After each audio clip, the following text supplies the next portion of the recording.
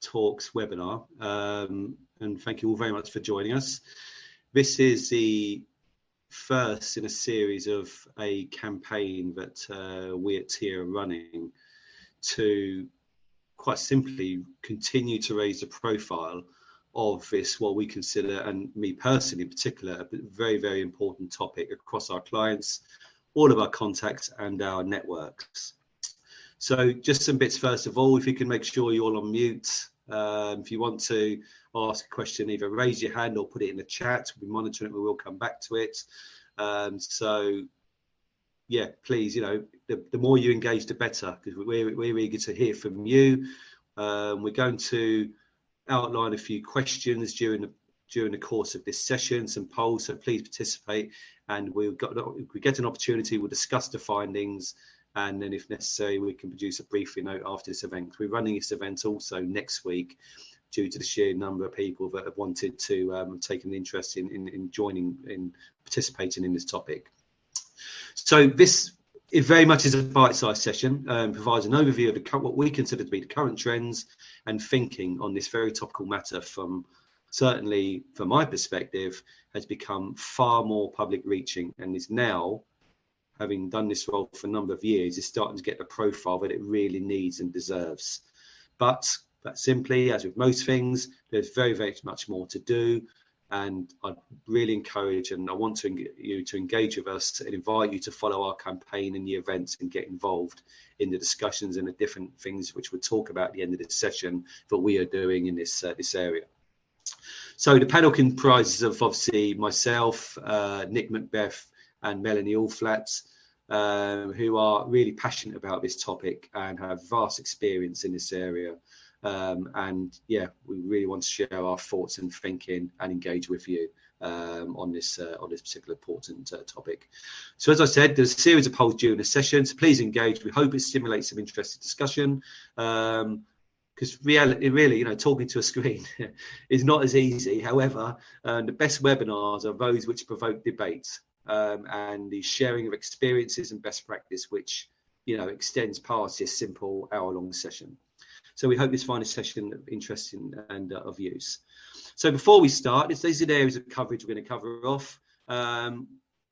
Kay, if you can launch the first poll, please, and ask you to obviously answer the particular question. We'll put it up for about 15-20 seconds, and then we'll move on from there. So in your opinion, honestly question, do you feel that your organisation's whistleblowing culture is strong enough to ensure that employees feel confident in being able to speak up?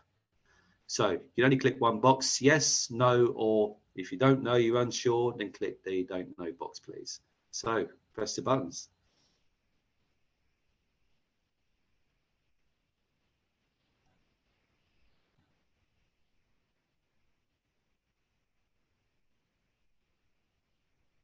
Can everyone confirm that you can actually see the questions? I've got them on my screen, but hopefully you can.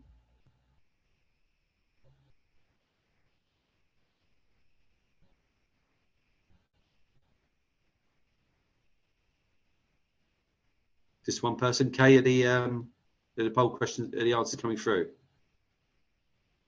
Yes, they are. Just waiting for everyone to complete it, and I'll launch the results. Perfect, thank you. Sorry, I don't have sight of the questions getting answered.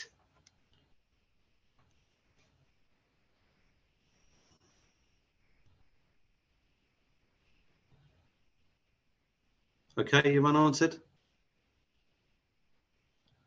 Okay, if you want to put up the result of that. So just for sort of clarity, really. So 37% said yes, 33% said no, interesting, and interestingly, 31% didn't know. So we're not going to discuss that in any detail now, but some of the things we'll cover off during this session will hopefully provide some food for thought. And I'll be interested to know your views and thoughts on these areas as to why you don't know, whether we're going to give you some ideas about how you can test it, measure effectiveness, and also those who are confident. I'll be very interested to hear on whether you have tested and whether, what sort of things you did worked. We'll talk about some of our experiences, but really the outcome of our campaign, where I want to get to, is that we are sharing and disseminating some best practice and the things that we're learning from each other.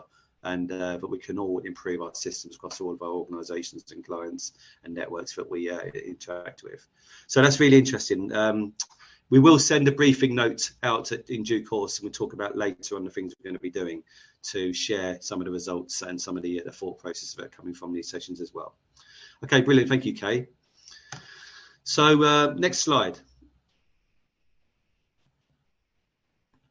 So I've worked with organisations across most sectors for about 25 years now, and assisting with dealing with whistleblowing incidents when they occur, but also through to rectifying any system or control failures, but also through to designing frameworks, policies and processes, including in particular the last 2 years of my sort of focus has been really developing and actually trying to quantify what does good effective control look like and how do you gain assurance. So we've been developing a tool as to how we do that, and I'll be transparent, I will be plugging that tool and I will be talking about it, as will Nick later, because I think it works, but actually I'll be really interested to learn from some of the things that you're doing out there as well. It's the age-old question audit committee chairs tend to ask me is, what does good look like?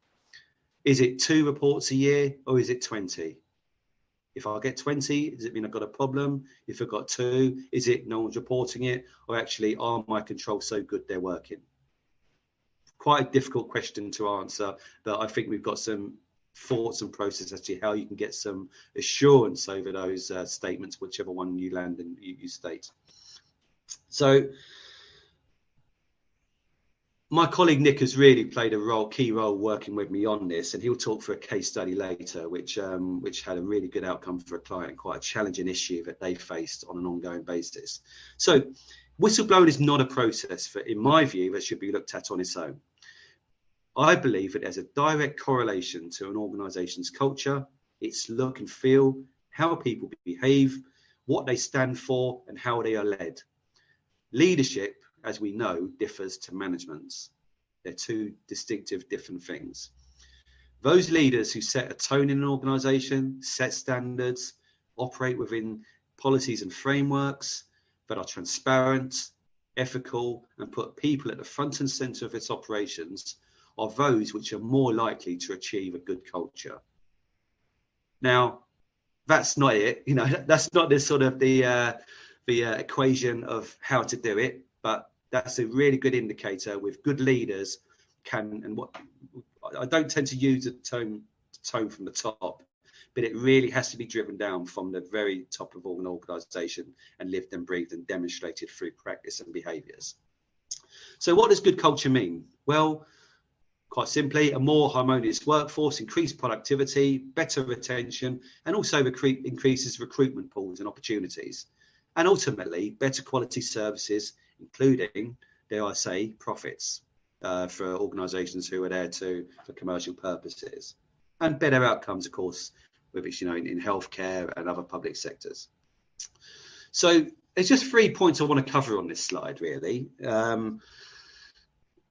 It's key to keep an eye on developments within the government bill that is passing through. There's lots happening in this area, not just in the UK, but across Europe as well. It's, I appreciate against politics, whether we're part of Europe or not, but which does vary from from country to country and state. So this bill, the Protection from Whistleblowing Bill, which is led by Baroness Kramer, it seeks to improve whistleblowing frameworks and protections in particular afforded to those who are, in my view, courageous enough to speak up. Moving on, the National Guardian's Office in the NHS, it's a regime that has been in place for a number of years now, since the recommendation following the Sir Robert Francis report into the mid-staff scandal. They've released their analysis of their recent survey that they release each year. And there's 2 interesting points made, which I in particular have sort of picked up on, really. Okay, we've got some statistics in the slide. I'm not going to read the slides to you. But what my sort of view on this, and I work with a number of sort of freedom speak up guardians who do, in the main, do an excellent job. sometimes in quite challenging circumstances and very limited resource and time, and different levels of support in types of the organisations that some of those people in the NHS in particular work. So that process has been in place for a number of years. However, the results, in my view, do not really show the level of improvements you would hope and expect across the NHS in particular. I'm not criticising the great work that goes on and has been done, but some of the survey report sort of outcomes, I appreciate only surveying from a limited sample, but I would have expected that actually the position will be better than maybe what it currently is. Now, I suspect in part that the pressures that the NHS, as an example, is facing on delivery and performance is clearly influencing behaviours and impacting its culture. Now, and also, I'll be frank and open about it, I believe that there is still a lot of box ticking occurring across that sector. Say, we've got the systems in place, we've done this, let's move on to something else. Now, that may sound a bit controversial, but that's my view and some of the clients that I'm working with and I've seen. Some are doing some really fantastic and really believe and live and breathe the sort of the speak up regime. So if we move on to the second poll, please, Kate.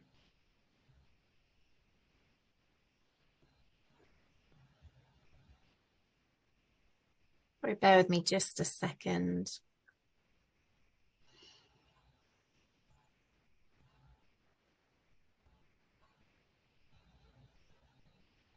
I'm afraid we're having troubles with it. It's not letting me launch it at the moment. Okay, if we move on to the next slide, we can come back to it. Okay.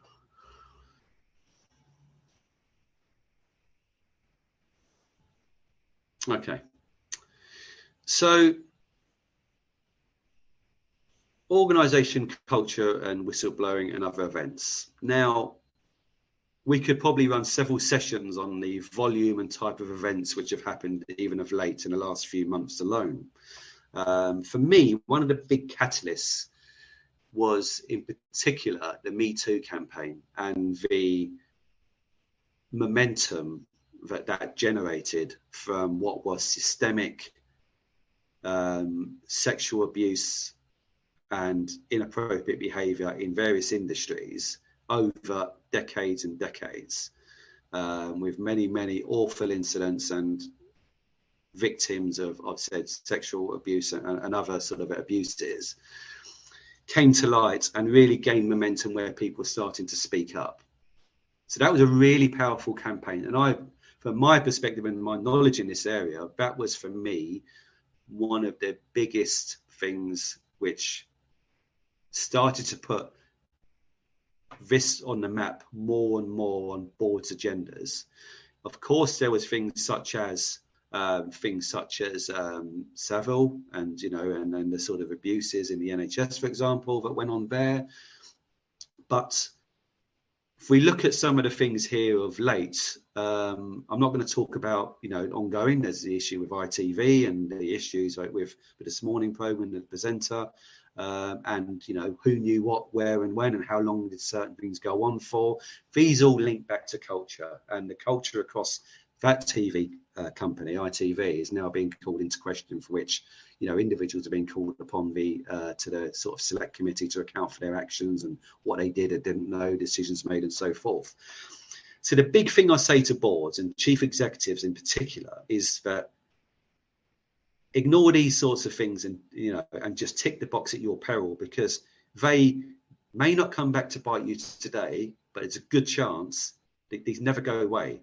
With the movement of social media and movement of people being willing and open to speak up and different avenues of raising concerns, there's more opportunity now, I think, to raise issues as we go through. So the quote on the left relates to the recent review in the NHS. That's at University Hospitals Birmingham in relation to the Berwick report, which relates to patient safety. And the things which come through are the use of words such as toxic, fear, bullying. These are quite alarming when you refer to things such as patient safety, a fundamental requirement and focus for our NHS.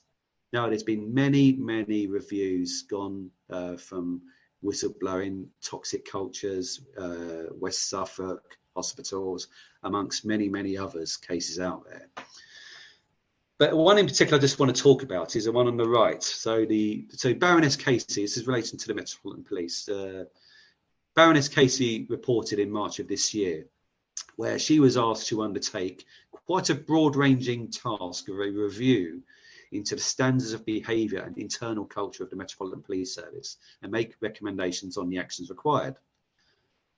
Now, when you think about the context of that, that is no small ask for the UK's largest and, significant police force who has nationwide remits surrounding terrorism and other aspects of policing. Now, I have read the report. It's quite lengthy. It's 300 pages plus. She used a range of methods in coming to her conclusions.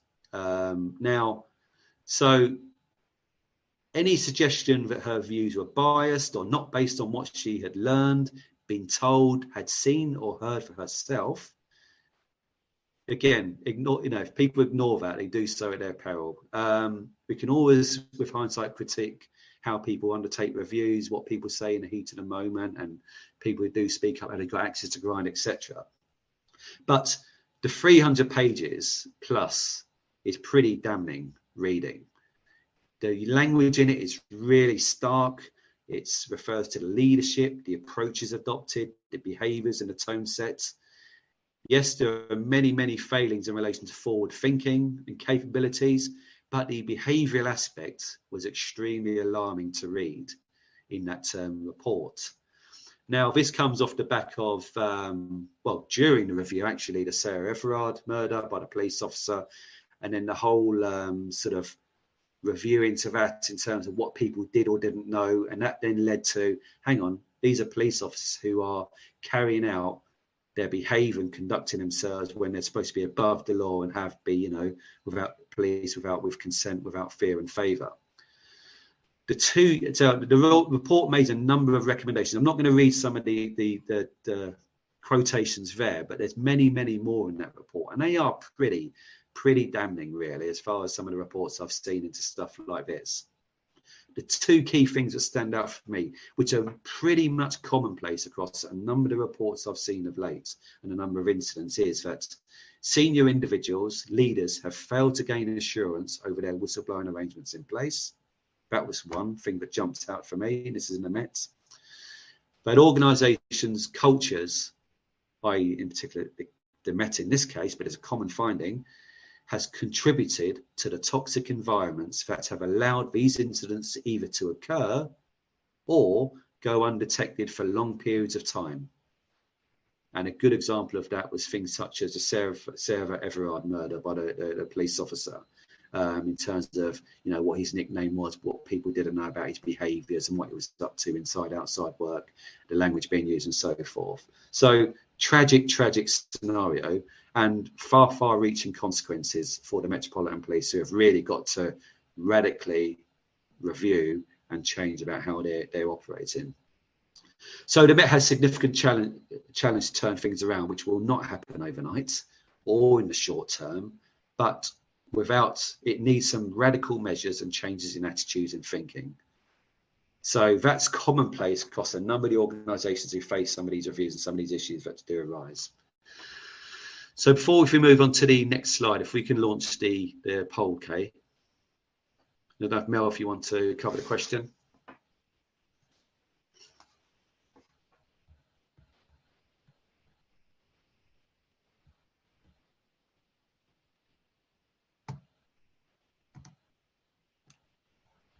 On mute now.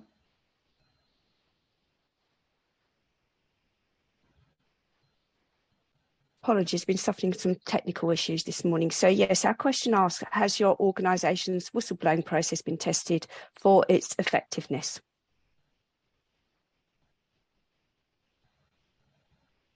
So again, about another 15, 20 seconds to answer that. We'd appreciate it. And it'd be really interesting to see the findings on this one, actually, because this is one of the key things we sort of see and trying to get over.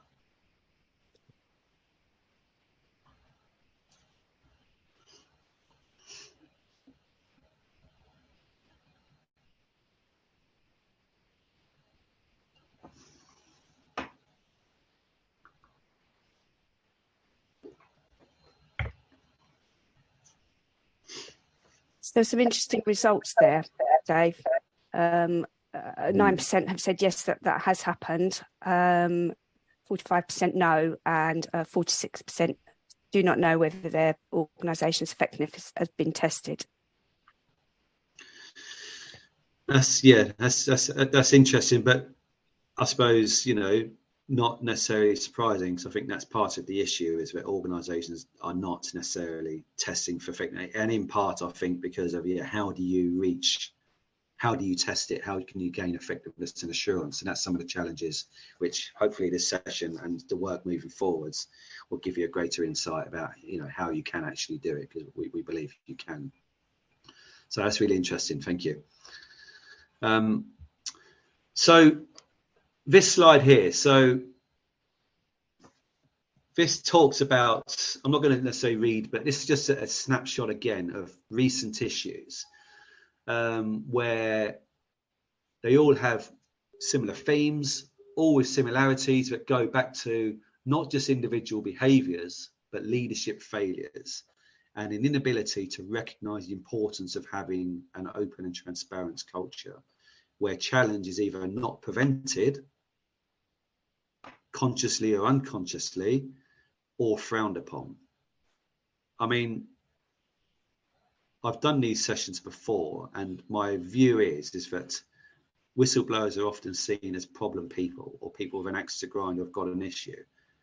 And actually, my experience is to the total contrary.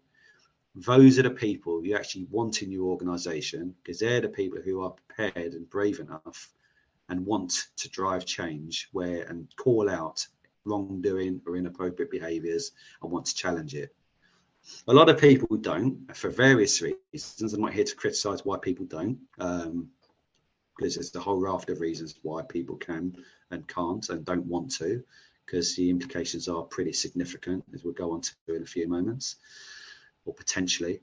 But I say to leaders that you want some whistleblowers in your organisation. You genuinely do, because they're the people who actually care and are actually going to look out for your interests and tell you internally via your channels what's going on. Because the last thing you want is for an external party, a regulator, a press, to come to you where someone's gone outside the organisation, which is a route of reporting, of course, but actually ideally it should be done internally. It gives an organisation an ability to control and handle and deal with it. Now, it doesn't mean cover up or suppress it, actually control and drive change actively themselves, rather than be on the back foot with a regulator or someone else breathing down their necks. So next slide, please.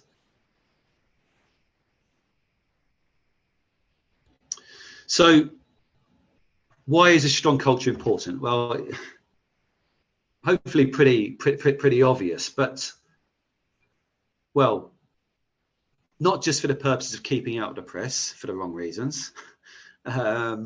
These may seem pretty obvious, but still organisations are not really focusing their efforts in this area, and where I firmly believe they can get a better handle on and control more positively their cultures and their work environments. Interestingly, according to the CIPD, a key dimension of organisation culture they consider is what they call safety climates. But this refers to where employees feel that policies and practices contribute to their safety at work. This isn't just about health and safety, physical safety, but mental and personal well-being. And also whether an organisation responds fairly to complaints and just doesn't turn into defence mode, or sometimes goes on attack mode, or becomes oppressive. In a toxic working culture, employees do not feel psychologically safe, and in turn may not feel they can speak up about incidences of what they consider to be toxic behaviour or any unfairness, or perceive that management does not take concerns seriously. Now, that sometimes, again, may be down to management not taking it seriously, or an absence of training and understanding by a line manager who doesn't really know, or is not equipped, or hasn't had training in how to deal with some of these sensitive and difficult matters that they're asked to do. Not all managers are people who have had training. Sometimes people are put into that role from various reasons and not necessarily equipped to be effective managers stroke leaders. And interestingly, there was a survey by an organisation called Flex Jobs that found that a toxic culture was the #1 reason why people quit jobs last year in 2022. Really interesting, toxic culture. This word toxic keeps coming up. Next slide, please. So minimum standards. Every organisation should have these as minimum standards in my view. The amount you invest in getting to this position in terms of time, resource, people, process, and the scale very much does depend on your functions, the type of business, and also where you operate. You know, if you're an international business, that impacts on your ability to have whistleblowing frameworks slightly differently, even if you're just UK based. But there's a number of things there to work down. But yeah, the top ones is not there unintentionally, it's there intentionally, because leaders need to believe in this. They need to actively promote it and move away from what I consider the tick box approach of having a policy and a process in place. There we go, that's done, let's move on. What's really, I just want, before I hand over to, we get do the next poll and then hand to Nick, is a feedback process to referrer where appropriate. Now, sometimes it's difficult what you can and can't tell a person who is whistleblowing, but I do firmly believe sometimes a simple thank you in acknowledgement or celebrating that a whistleblower or someone has been brave enough to do this, because it is about bravery more often than not. Where it could have been impact on that person's well-being, their internal behaviours, and also their well-being outside work. Maybe stressed, maybe sitting on something or not sleeping, anxiety, etc., etc. So let's not underestimate the pressures and the issues that people face when they come into information and actually do speak up. It is really, really brave, and yeah, I've got respect for everyone who does it for the right reasons. Of course, we're not talking about malicious allegations here. It's a different matter altogether.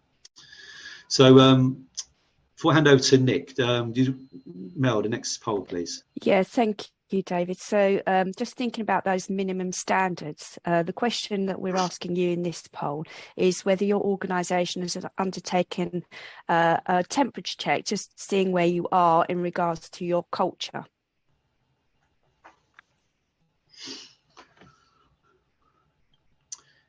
And also, just when thinking about that question, you know, a temperature check is like, yeah, a sense check, or any other work to measure its culture, really, I think is important. I'll be very interested to hear during this session or offline separately about what organisations have done and how they've done it.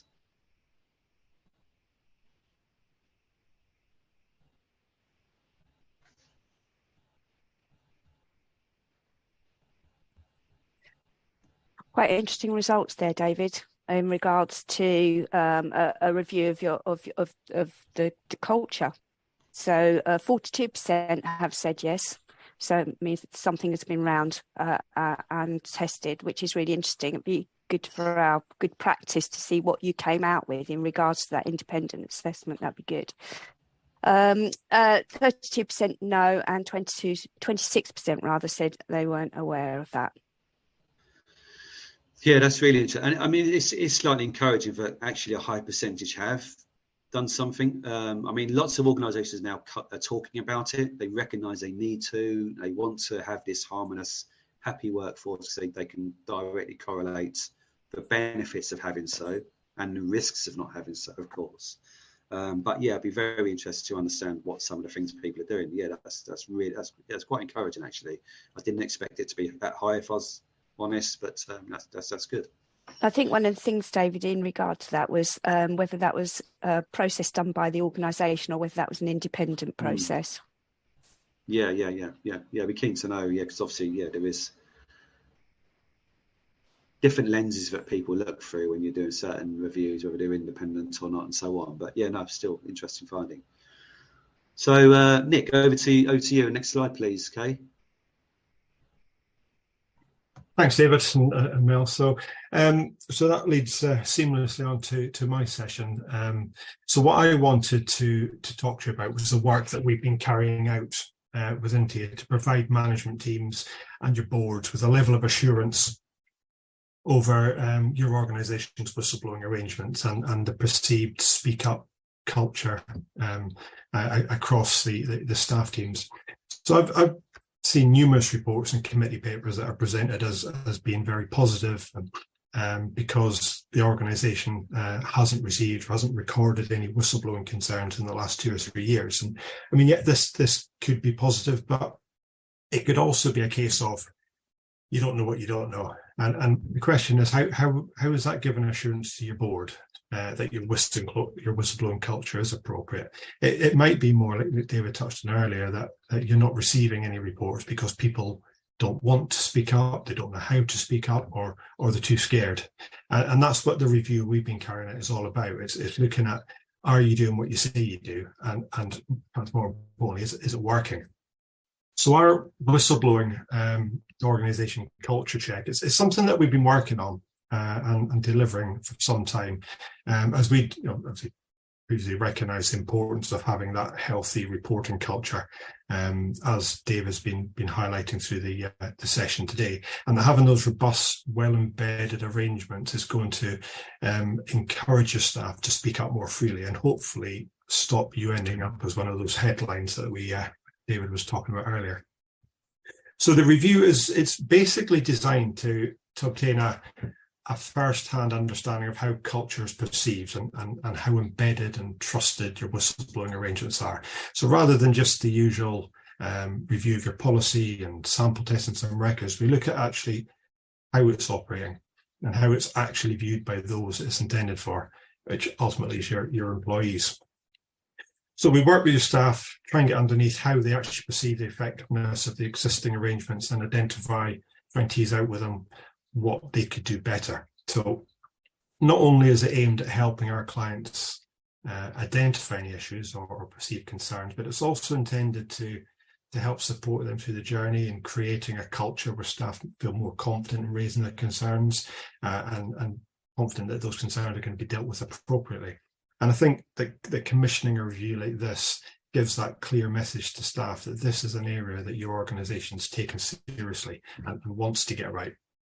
So just to build on this a bit, I thought it would be useful to give a high-level run-through of an example where we think this has worked recently. It's worked very well. It's a real-life case that we've worked on with some real outputs. Obviously, we've anonymised it to protect the information there. So the example I was going to talk about, we were approached by a large NHS trust. They received some anonymous whistleblowing allegations. I think they come in externally via CQC, I think, and these centred around concerns that incident reporting was being mishandled and that there was this culture of discouraging reporting across the trust. So, the open and honest culture was being suppressed, that incident reports were being filtered to limit the amount of information that was being reported, and also that there was this underlying bullying culture towards raising concerns. So obviously, given the nature of these allegations, Trust approached us to provide some external support with establishing some further details around the specifics and to test perception across the trust to either substantiate or disprove what was being alleged. So what did we do? So we'd already been working on delivering this type of review, but as we do with all these kinds of jobs, we worked closely with the trust to develop an approach that fitted with the specific concerns. So firstly, in order to try to gauge employees' understanding and confidence with the speak up arrangement, we worked with the exec team to draw up a bespoke staff survey, which we then emailed out to all of the trust employees. We decided to do this and send it externally ourselves to try to give that additional comfort that specific details of respondents wouldn't be shared with the trust, to try to encourage more responses. Found it very successful. So in terms of scale and response rate, we sent out, for this case, in the region of 7,000 emails. And after the 2-week completion time frame, we had an approximate return rate of, it was over 20%. So 20% had responded fully by completing the survey fully. I mean, we obviously had the usual issues with some employees only partially completing the survey, with bounce backs, out of offices, etc. But I think that the 20% gave us a good response and a sound base for our work. And I think partly that comes down to the benefit of being external, and being able to provide staff with those assurances over anonymity, and that in my view definitely helps. And if you compare the response rates to what you would get if you ran a similar exercise internally, I think 20% is very encouraging, because obviously staff are going to be, I think, happier to share information with somebody who is not the direct employer, which I suppose ultimately is what this review focuses on. It's staff not being happy to share concerns with their employer. So we focused our survey specifically on gathering the views for the staff team, and also gathering additional information that would allow the trust to enhance its reporting arrangements. So we covered questions like training and awareness of the process, who the key contacts were, or who they viewed the key contacts as being, who they would feel happy contacting to report concerns. If they'd reported concerns previously, what were their views on the actions taken, what worked well, what didn't, if they didn't feel supported, why not, if they hadn't ever felt the need to report concerns, would they have the confidence to if necessary, and if not, why not. And then we also asked some more open questions, like what in their view the trust could do to enhance its arrangements to improve the reporting culture going forward. So let's say we're given 2 weeks to respond, and we analysed the data when it came back, and then we followed up with some of the responses by contacting them for interviews. So as part of the survey, staff indicated whether they'd be happy to be involved in further discussions, and again, it was completely anonymous. So let's say as part of the survey, we asked staff whether they'd be happy to be contacted. And in this case, we had over 450 employees, which was over a third of the total respondents. They provided their contact details and indicated, yes, they'd be happy to be contacted to discuss things further. And obviously, we recognise that where staff are generally happy with how things work, they'd probably be less eager to want to discuss it, as that's generally how people work. We would naturally only want to discuss things where we're not happy. So I think having this relatively high rate gave us an early indication of how things were perceived at this particular organisation.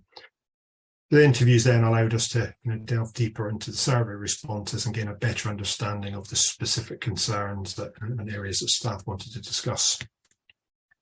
So if we move on to the next slide, please, Kate, talk a little bit about the outcomes. So at a high level, just to give you some detail on the type of information that can be gleaned from this type of review. And I think we'll see as we go through these, some of the responses, I think, give a clear indication of where the focus of improvement needed to be with this particular organisation. So we had, I think it was 45% of those that responded felt that they'd received comprehensive training on raising concerns. 25% had previously reported concerns, but then it was almost half of those didn't feel that they'd been listened to, or they also felt that no action had been taken to address their concerns. And when we delved into some of the reasons, it was things like there was no apparent change and nothing happened, management weren't interested, they felt ignored, or concerns had been dismissed. And perhaps more interestingly with these, some of the specific comments that we were getting back from these was things like, I was told the matter wasn't worth investigating. I was actively discouraged from raising concerns, and no one cares, basically. I've raised concerns in the past and they've been ignored. So not the type of message you want to be getting from your staff.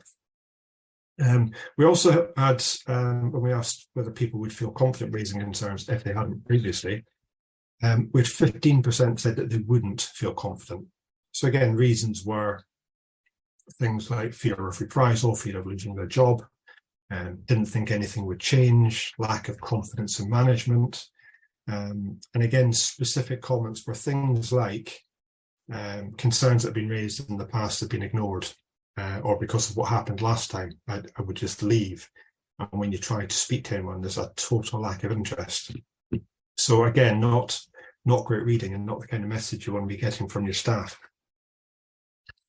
With less than half of the total respondents, with 47%, felt that the trust was open and transparent when it came to raising concerns. And mostly this was because of lack of confidence in management. And again, some of the the more alarming specific comments were things like, I wasn't impressed, I tried to make a complaint but I was fobbed off, and staff can't be bothered raising issues as the feeling is that it won't change, so what's the point? So again, similar issues, and you start to then see a bit of a theme there and some of what the main issues are. So I think I touched on earlier that we also asked some more specific open questions along the lines of what the trust could do to enhance its arrangements to improve the reporting culture. And again, I think the responses are good markers for actions the organisation could then take to enhance the culture. And we were getting responses like specific comments made with things like making people feel that they would be listened to is important.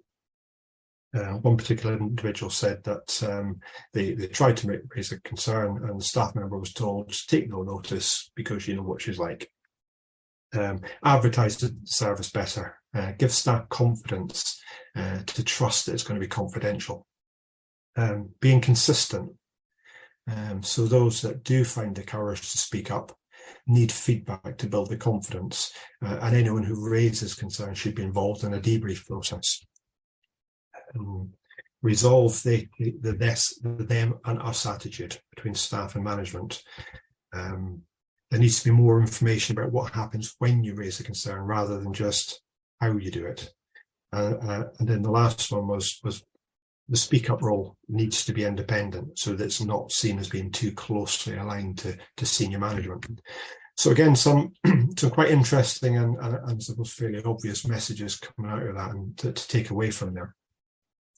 So hopefully that whistle stop tour has given you a little bit of a good insight into what I think is some very successful work that we've been undertaking in this area. And obviously, if you'd be interested in hearing any more on that and discussing how we could support you with that, please do get in touch. I'd be happy to discuss it further with you. So I will stop butchering on there and I'll pass to Mel and she'll I think run the next poll. Yes. Thank you very much, Nick. Thank you so much. And thinking about the example that Nick has provided there and putting yourself in that position, we've developed a scenario for you. It'd be grateful if you could review and answer in relation to how receiving instruction from your direct line manager about changing information, important information in a board report, perhaps to water down poor performance to your department, and thinking about in the scenario, what would you do in that situation? So I think there's two messages up. There's two questions have popped up. Ignore question 2, I guess. I think that's an error, isn't it? That shouldn't be there. Yeah. So ignore the second question. But yeah, be interested to know, your honest view. You're in this position. What would you do? You may have been in that position. Just while you're answering that, I just wanted to give in a bit of further context from Nick was talking about that piece of work that he did. One of the drivers for that piece of work, what he didn't go into, was that this was an organisation who had a freedom to speak up guardian, a regime, that had a policy, that had a process, that had reporting lines, that had a 6-monthly report to the board and the audit committee. So yeah, it wasn't an immature as far as frameworks and governance is concerned. What was a catalyst for this piece of work? It was simply that the organisation had got, I think, 6 separate allegations anonymously from a particular department. It was maternity. I can tell you as much as I could tell you, from a maternity department, regarding behaviours, regarding patient safety, bullying, suppressing of information, some of the things that Nick spoke about. So the organisation did look into most of those, but they were drawing a blank because no one really engaged with them. They didn't know who the source was and they couldn't really get any information. So they were concerned that there must have been something going on. So they needed to think about the approach being different rather than engaging in an investigator look at this from that perspective. So yes, we did the survey, we did the interviews, but we did look at all the incidents. We analysed the data, the processes as well, just to get greater understanding. So yeah, it's not always about, there's other ways of approaching investigations and allegations, which I think is what this organisation did.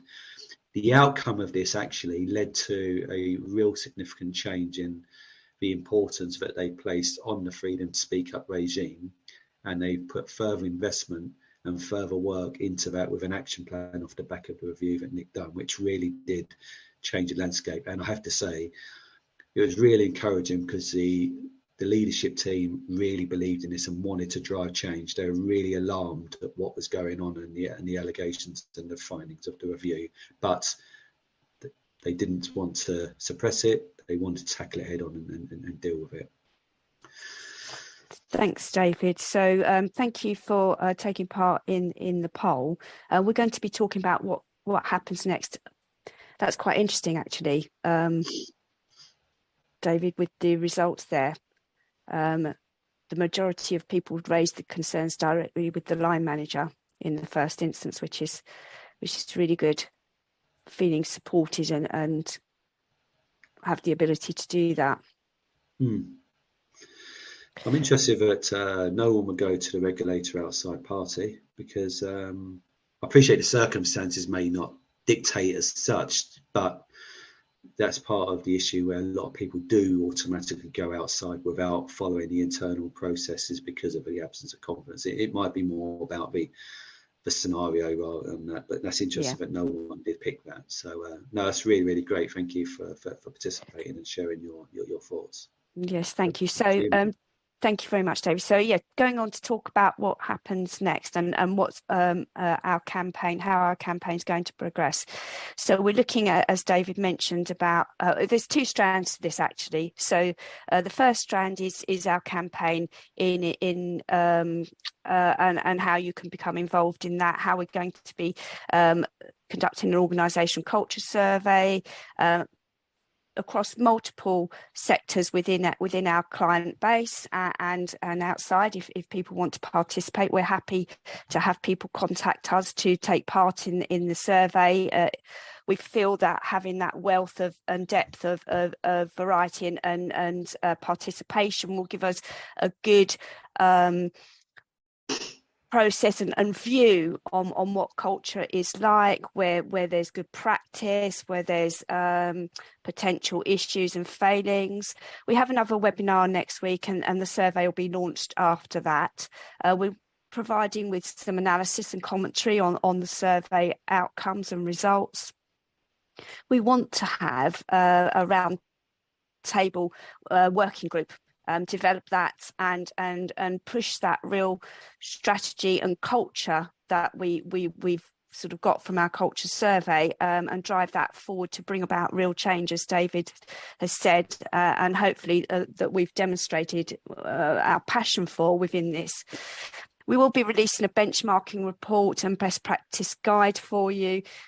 We do want you to be involved and we'll be putting up a link to our contact us form for you to be able to let us know that you want to be engaged on that. It will come up in the chat shortly. The other strand to that is conducting that independent culture or survey check, and we'll need, I guess, an indication from you what you would like to be involved in. If that's something else that you'd like to talk to us about separately, we're happy to have those conversations, as Nick said. So thank you very much. It only takes for me to say thank you for listening. We're grateful to take any questions in our question and answer session. So for David and Nick, I'm happy to take those forward for you. Brilliant, thank you, Mel. So yeah, happy to take any questions, either talk on the screen if you wish to do so, or any questions in the chat. Of course, you can find us via the contact list. We can speak to you after on a one-to-one basis if you prefer. But yeah, really, as Melanie said, really encouraged, because we want to produce a best practice type guide with your input to share across our network, really, of people and contacts like yourself. So I think there's a lot to be learned from each other to really enhance this area, because yeah, a lot of organisations are struggling with how do they tackle their culture, how do you drive real change. Any questions?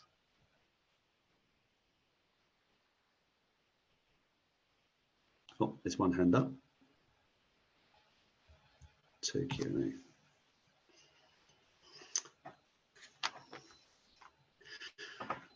Okay.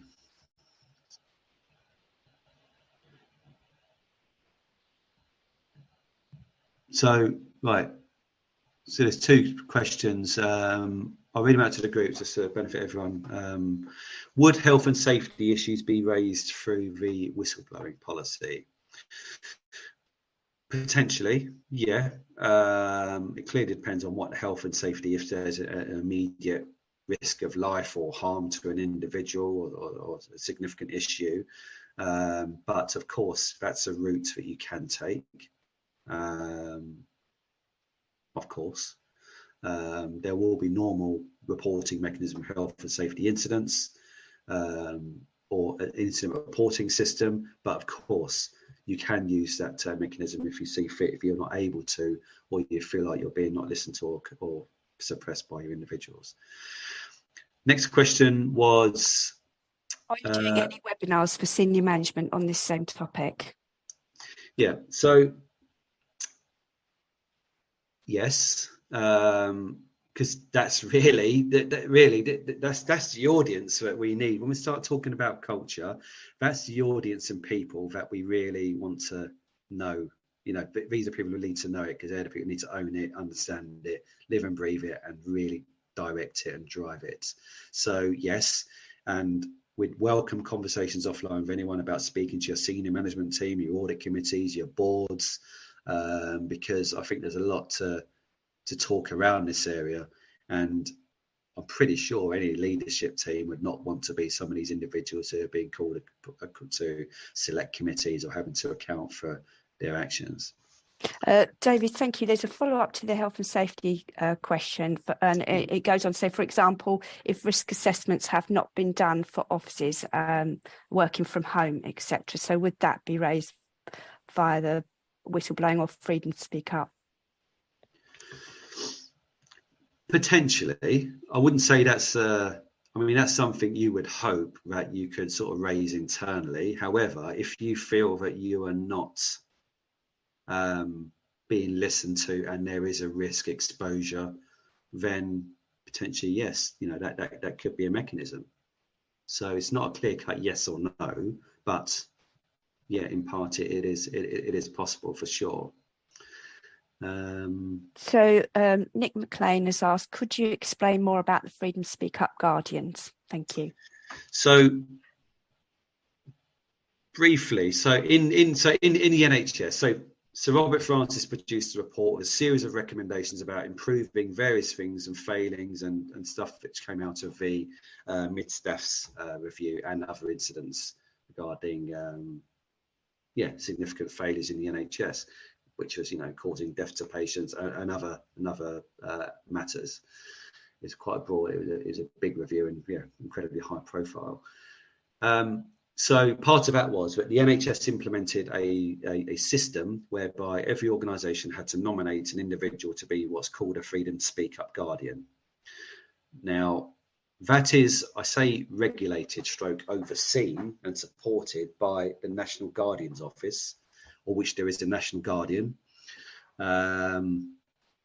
who is responsible for orchestrating, collating and holding organisations to account in relation to their freedom to speak up arrangements. So they can conduct individual reviews if there's been complaints or issues or they're believed not to be following the processes. But the level of investment and the post that it sits at wildly differs across NHS organisations. Of course, the level of investment won't be the same for a small integrated care board through to a real large acute multi-site organisation. Some organisations have several, so they're the sort of I say it polite, you know, the post box as such, that the point of contact for whistleblowing type matters. And this is again where people feel they cannot go, because the ideal scenario is you can have a relationship with your line manager and you can discuss these matters and resolve them.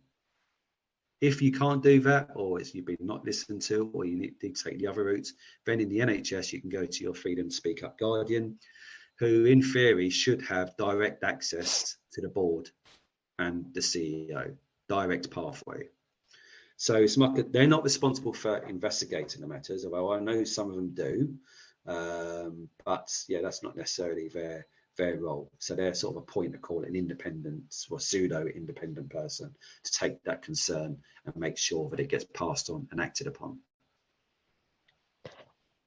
Thanks, David. So 3 more. So a CEO is part of the attendees and said that they would welcome an opportunity to work with us on how we can develop better mechanisms, for an open culture. So it'd be good really if you could get in touch via the contact us link, and we can hopefully facilitate that. That would be really good, really great support for us. Ellen Morris, as mentioned, asked about malicious allegations, and we mentioned earlier that they are a different matter from genuine concerns under whistleblowing process. And Ellen has asked how we distinguish between, or how you distinguish between the two. So malicious and genuine concerns.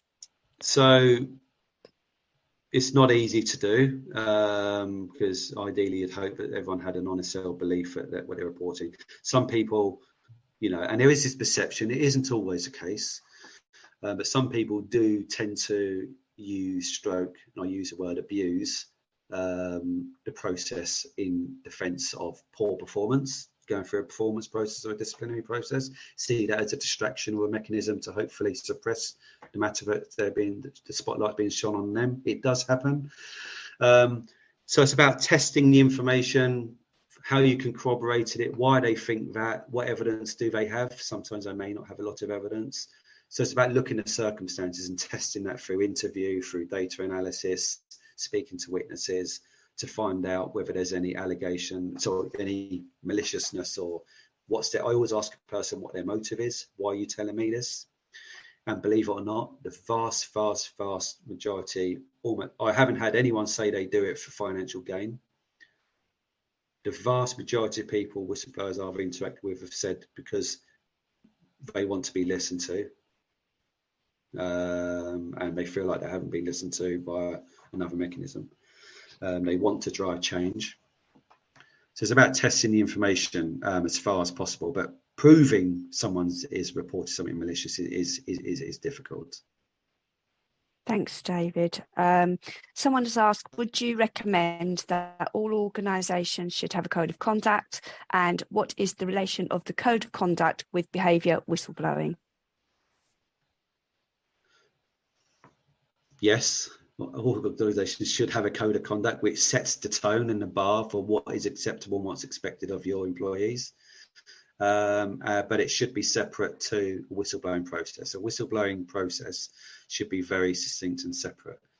Where organisations get caught up, and I have seen, is where organisations have several reporting processes for different things. One might be for health and safety incidents. One may be for fraud reports to the fraud officer or the fraud department, and the other may be whistleblowing. And what we have seen is sometimes where someone reports, because at the end of the day, if you want to report something, you want to make it as easy for someone to report it as much as possible. Not have to navigate, is it this line, is it that line? You just want to report it and make sure it gets safely to someone that, is secure. If you want to be, your identity protected or anonymously, that you are supported and it's not just subject discussion in an open office or the printouts left on a desk or something like that. But you want to make sure that you triangulate those processes at some point so you don't miss, so you don't think, actually I've reported it, nothing's happened, but actually it's sitting in the wrong pathway. And that has happened and can happen. So those pathways need to triangulate and be assessed. And those individuals responsible for each of those lines need to work with each other as well. Thanks, David. We've got 2 more, and I'd like to take them out of order, if that's okay. So the last question, and that links into the point that the previous person had raised, is ideally where should staff report concerns of whistleblowing? Or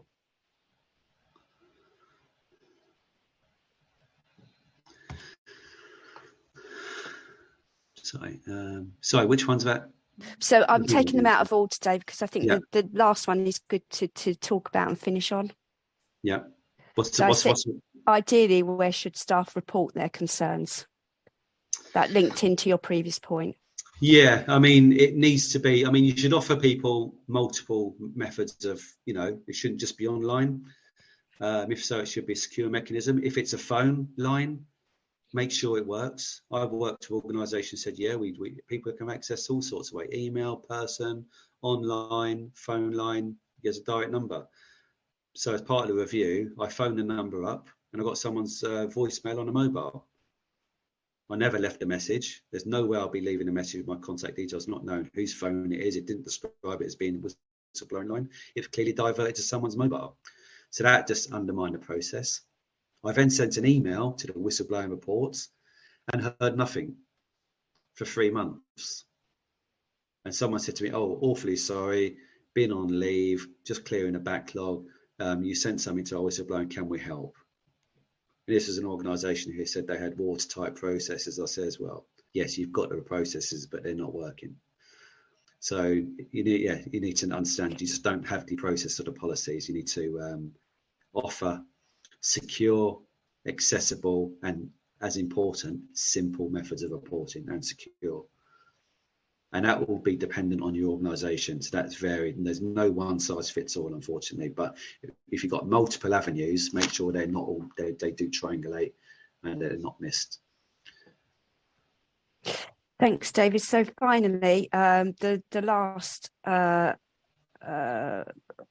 point in the chat's not a question, but an experience which is I guess underpins everything that we've been talking about here, about having been a whistleblower regarding a serious matter as an external CEO raising it to the NHS. They can fully understand why any staff wouldn't. The Free to Speak Up representatives need to be external and not part of the NHS for this to work. I was totally ignored. So if a CEO cannot get heard, I think there is much work to do. Yeah. I'm not going to, obviously I can't disagree, or I understand and sympathise. You're right, there is lots of work to do. I think generally across the UK, there's lots and lots to do. There's discussions ongoing still about, should the UK adopt the American way of incentivising whistleblowers, i.e. payments and stuff. That's a whole separate discussion. That's got benefits, it's got negatives associated with it. You raise a point there about independence and objectivity. Should the person be internal, reporting direct to the CEO? If it's about the CEO, where do you go? And even externally, I've had people question our role in it before, where they said, well, you're being paid by the organisation to do this review, but actually the reality is we've got our professional standards and we define a scope very clear of what we do and what we don't do. And I have had an organisation say to me before, I want to know who the whistleblower is. I want to know who it is because they're causing a raft of disruption and problems. And that's not something, a pathway. I advise my clients very clearly what they do and don't do and should and shouldn't do and the risks associated with it. But we don't hunt out whistleblowers at the end of the day. It's not an assignment that me or my team or TIAA would take on. That's not our job. And that's the most damaging thing. There's a Barclays story where, the former CEO was trying to root out a whistleblower, and that didn't end up well for that individual. But let's be frank, being a whistleblower is an incredibly, incredibly difficult thing for people to do, which is why I'm so passionate about making sure that the frameworks are in place and that there are some real protection. So you're not seen as a problem person or the disruptive employee, or you must have an extra grind. They generally are, from my experience and the whistleblowers that I've interacted with, are people who generally care. Sometimes, people get it wrong. They don't have access to all the information and they see something they think's right, but with best intentions report it. We sometimes do disprove allegations, and they understand. We provide feedback. Actually, we've looked into this, and sometimes people are content, they're satisfied, and they appreciate that, and they move on. But as long as there's a fair, independent, objective review and investigation, that's the best thing you can do. You're not necessarily going to please everyone all the time, but if you can have a process which stands on its own merits, is what I say to organisations, and can stand the test of scrutiny, and people can have confidence in it and go through it without feel like they're being dragged through a really difficult, stressful, traumatic process, which it doesn't have to be that. And that's not just for the whistleblower, but also the person on the receiving end of the allegation. It's about managing them, because sometimes things are disproved and people get things wrong. So it's about managing the individual as well, or individuals, and doing it objectively and professionally, because sometimes you can, an investigator can cause a lot of damage if they don't handle these things correctly and appropriately, for all concerned. So thank you everyone for your time today. We really appreciate your engagement and your participation. Thank you for answering our polls. We'd really welcome you to contact us to take part in our campaign, but equally let us know if there's anything that you want to discuss individually, whether you think that your organisations will benefit from our culture temperature check piece of work that Nick spoke about, or if you have anything else that you'd like to talk to us on this really important topic. Thank you for your time. Great, thank you all. Thank you very much, all.